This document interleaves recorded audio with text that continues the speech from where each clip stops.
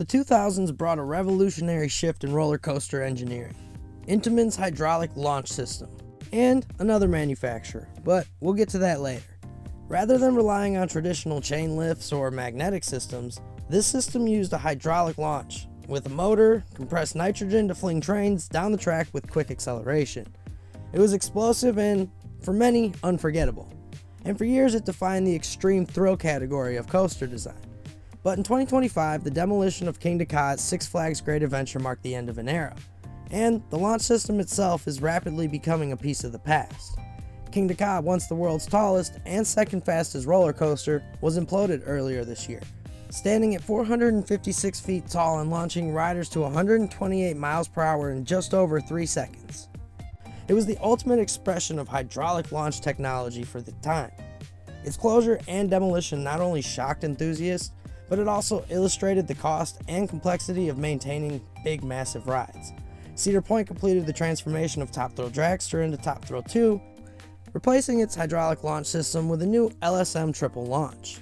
The legacy remains, and a handful of these engineering marvels are still in operation around the world. Let's get into it, but first, if you haven't already, be sure to hit that subscribe button and join the community today. And a huge shout out goes out to all of our channel members, and specifically Robert Torrey for the idea on the hydraulic launch coasters. He gave me this idea quite a long time ago, so I do apologize for taking so long to get to this. But let's start off over in the UK. Rita at Alton Towers is currently not operating, but some users have told me that the ride may be opening back up soon. Originally called Queen of Speed, Rita launches riders from 0 to 61 miles per hour in 2.5 seconds. And we have one more over there.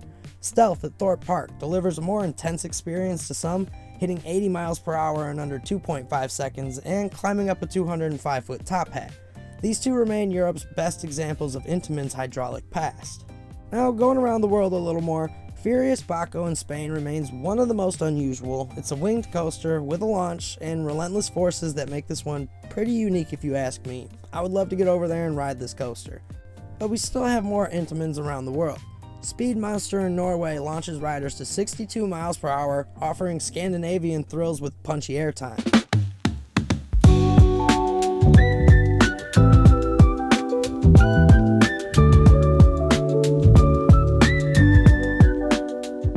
And then, down under, Australia's Superman Escape delivers a 62 mile per hour launch as well into a themed destruction scene, while Germany has Desert Race, that familiar Intamin snap, to the heart of Hyde Park. It's kind of, one of those things that you watch these and you hope you can get over there and ride one day, but I kind of know I'm likely never going to get to ride some of these coasters, so it's fun watching them. If you've actually got to ride them, please comment what you feel about these coasters all around the world.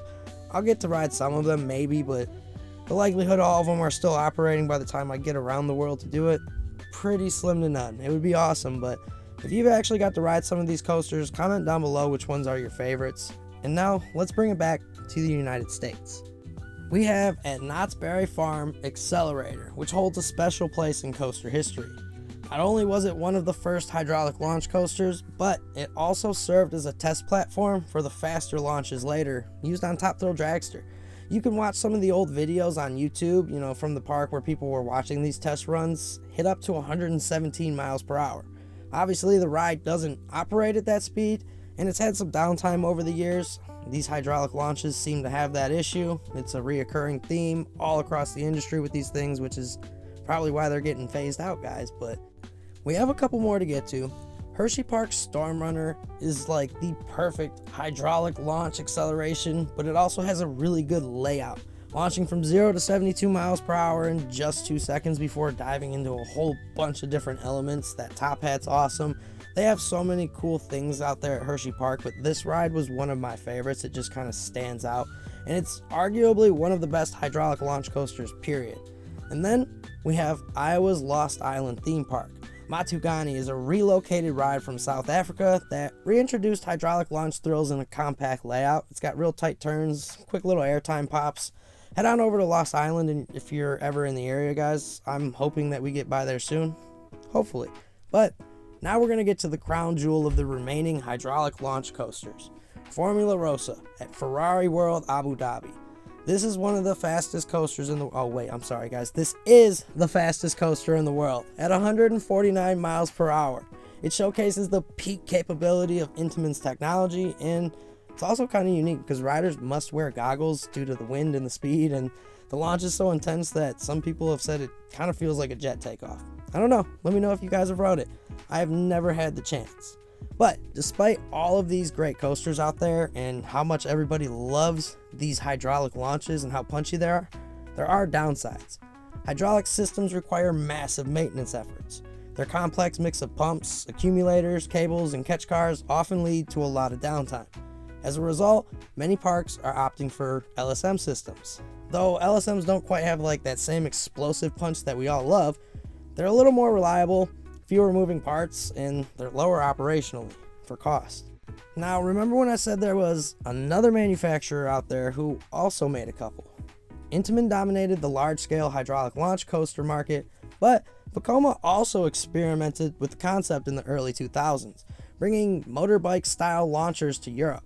Their prototype booster bike at Toverland in the Netherlands opened on July 27, 2004, propelling riders from 0 to 46 miles per hour in 3 seconds along a 594 meter trek with 15 meter lift and 2.5 Gs. That's pretty cool for an Intamin, guys, and you know, riding on a straddle motorcycle style seat. That's awesome. You get to hold the handlebars, and it kind of simulates, you know, real bike racing. The ride's hydraulic launch, though modest compared to all of the Intamin giants, was still pioneered by Vekoma and followed by Velocity at Flamingo Land, which opened July 2nd, 2005, and that one reaches 54 miles per hour in just under 3 seconds. It has a little bit longer of a layout. These two are Vekoma's only hydraulic accelerators, offering thrill, albeit on a smaller scale than all of the Intamins, and a little slower launch experience. Booster Bike was pretty cool though, and it's the world's first motorbike launch coaster. It even won Best Idea award at the 2004 Euro Amusement Show. Despite their innovation, neither model matched the sheer power of Intamin systems. They remain rare curiosities and a reminder that hydraulic launch has lived beyond Intamin just a little bit and a little more niche. And you know, if you've got to ride those ones, definitely let me know down below. So today the question is, what remains of the hydraulic coaster legacy? In many ways, the remaining rides are kind of monuments. They're living odes to the ambitious past in amusement parks, and they remind us of a time when breaking speed records was more important than long-term reliability. When launching a train as fast as possible was kind of a badge of honor. With King Dakar now gone and Top Thrill Dragster reimagined as Top Thrill 2, the era of hydraulic launches may be closing. But it won't be forgotten, and it's still not completely over. As long as coasters like Formula Rossa, Accelerator, Storm Runner, and more continue to operate or get fixed and continue operating down the line, riders can still feel the raw punch and adrenaline of Intamin's or some of Vekoma's hydraulic launches. Like I said earlier, if you got to ride any of these guys, definitely leave a comment down below. If you liked the video, give it a huge thumbs up. Shout out to Robert Torrey for giving me the idea, albeit basically a year ago now at this point. I appreciate all the ideas from everybody. And definitely, if you haven't already, hit that subscribe button, everybody. We're having a fun time over here in this community, and we're definitely planning a whole bunch of more fun videos for you guys. Give me some comments, let me know some things you would like to see. I'll definitely try to work on some things. And of course, a huge shout out goes out to all of our channel members too, because without you guys, we wouldn't be able to do all of this. Anyways, as always, thank you for being a part of our spooky community and for coaster ghosting with Ghoster Coasters. Have a good day, everybody, and let me know what your favorite hydraulic launch is down below too.